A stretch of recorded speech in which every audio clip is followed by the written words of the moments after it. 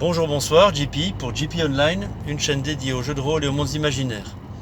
Alors je voudrais faire suite ici à la vidéo de JDRD30 sur la limite du niveau 9 dans son exemple pour Donjon Dragon, mais aussi je voudrais vous parler plus largement des jeux à progression de niveau et aussi la pertinence de ce système de progression pour les personnages. Alors premièrement, c'est vrai que dans ma pratique, arrivé à un certain niveau, à partir d'un certain niveau, les personnages Donjons Dragons deviennent tellement puissants que ça devient compliqué pour le meneur de jeu de leur trouver des challenges à leur mesure. Euh, ou alors il faut leur opposer des monstres de plus en plus puissants, qui sont de plus en plus bardés d'armure, des sacs à points de vie, et des combats qui durent plusieurs heures. Et ça, c'est vraiment quelque chose qui, pour moi, ne m'attire pas beaucoup. Euh, de ce que je me souvienne, le niveau le plus élevé que mes joueurs à une table aient atteint, c'était à Advanced Donjon Dragon seconde édition. Et ils avaient effectivement réussi à atteindre le 9e niveau, en tout cas pour certains d'entre eux. Je crois que le groupe, il y avait du multiclassé, donc je crois que le groupe, sans rentrer dans les considérations techniques, le groupe arrivait à... C'était distribué entre le 7e et le 9e niveau. Et c'est vrai qu'à ce niveau-là, un simple coup d'épée infligeait une trentaine de points de dégâts, donc il n'y a plus grand-chose qui pouvait les arrêter. Ou alors il fallait que je gonfle de plus en plus les monstres, leur opposer des démons, des dragons, mais de plus en plus gigantesques. Enfin, voilà, l'intérêt devenait limité au-delà de celui du combat. Par contre, et comme dans le jeu Birthright que JDRD30 citait, je leur avais permis d'accéder à un château. Enfin, ils avaient récupéré des ruines d'un château et ils avaient reconstruit le château avec les trésors qu'ils avaient accumulés au cours de leur quête. Ils s'étaient établis en tant que petits seigneurs un petit fief. Et de fil en aiguille, les scénarios qui ont suivi leur ont fait jouer des rôles plus importants dans l'histoire, la grande histoire des royaumes et de l'empire dans lequel ils s'installaient. Et j'ai souvenir que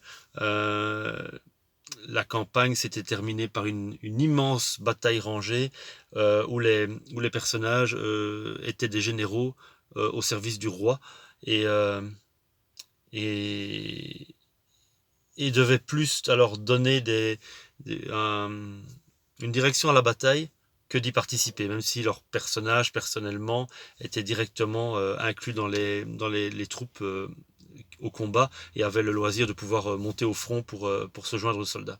Ce qu'ils n'ont pas manqué de faire d'ailleurs. Mais voilà, donc il y avait eu vraiment une progression jusqu'au niveau 7 ou 8 où c'était des quêtes un peu des quêtes pour le groupe. Et puis arrivé à ce niveau-là, on arrivait à des quêtes, il y a des intrigues politiques, des grandes alliances, et des discussions au sein du groupe pour quelle direction on allait prendre au niveau de la manière de gérer le fief.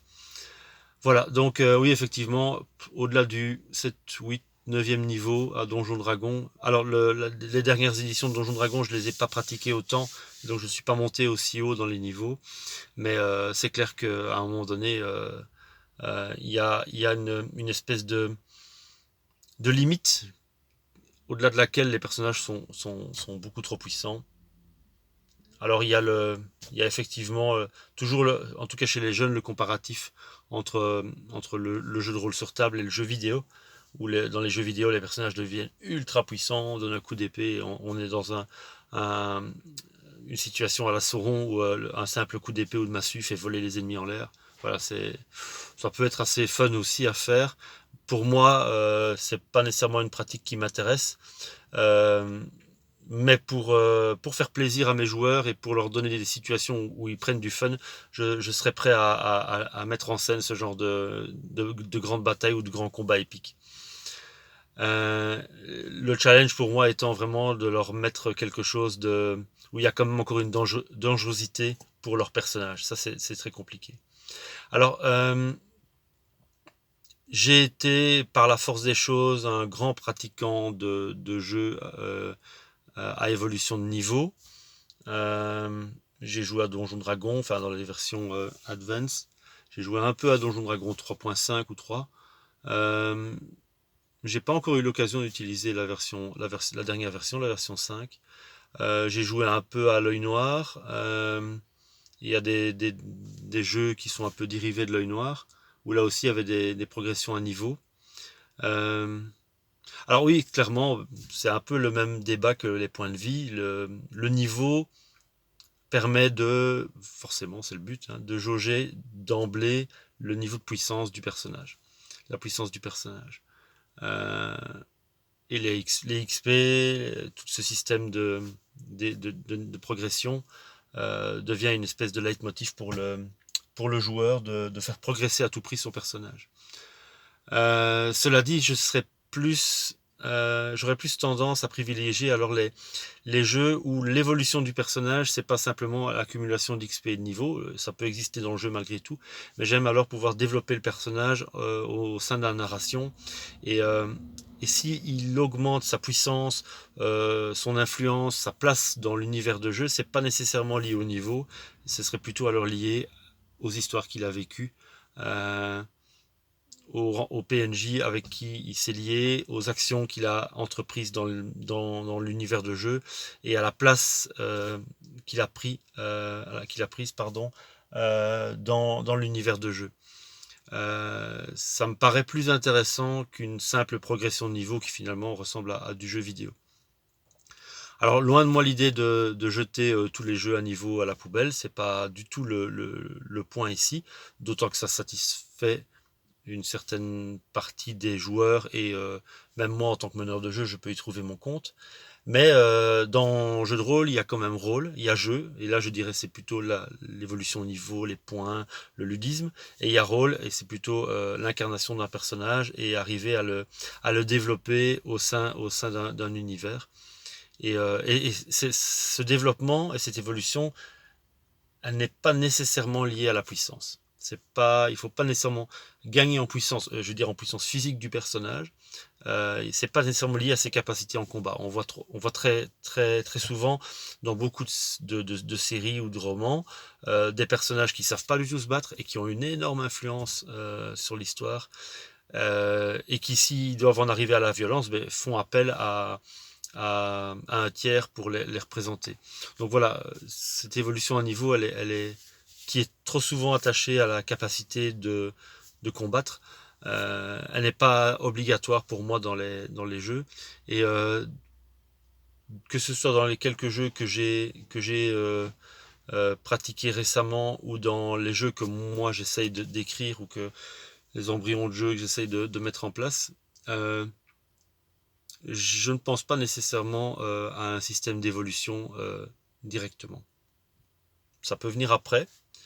J'y réfléchis après coup peut-être en me disant ben voilà comment est-ce que les personnages et joueurs vont pouvoir évoluer et augmenter leur niveau entre guillemets. Mais ça me va très bien d'avoir un jeu où il y a pas nécessairement de règles pour gérer ce genre d'évolution de manière systématique et carrée.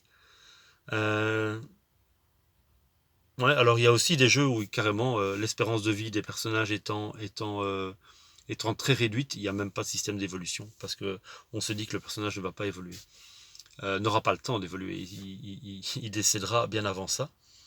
Voilà, donc voilà, il y a différentes approches. Encore une fois, je ne suis pas pour jeter les systèmes à niveau à la poubelle.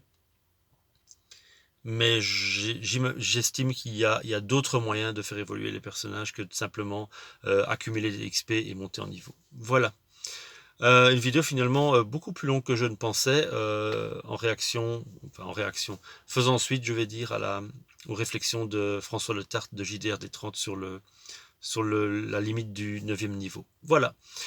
Si vous avez des commentaires, des suggestions, des remarques, n'hésitez pas à les laisser en bas de la vidéo, comme d'habitude. Je vous remercie pour l'écoute et je vous souhaite une bonne journée, une bonne soirée ou une bonne nuit, où que vous soyez. Au revoir.